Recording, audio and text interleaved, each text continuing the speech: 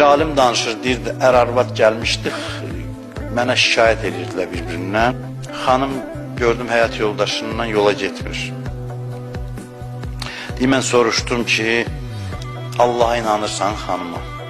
Dedi ki, əlbəttə ki, inanmasam sizin yanınıza gəlməzdim. Mən dindar adamıq, inanclı insanıq, mömin adamıq.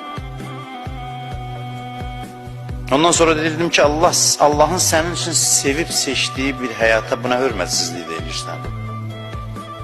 Sən ki, indi burada həyat yoldaşından şikayət edirsən, əslində Allah'ın sənə bəxş elədiyi həyatın nöqsanıdır da bu.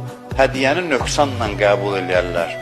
Sevdiyindən sənə hədiyə gəlibsə, hətta onun bir küncündə, bucağında bir nöqsan da olsa, o nöqsan da sənə əziz olmalıdır.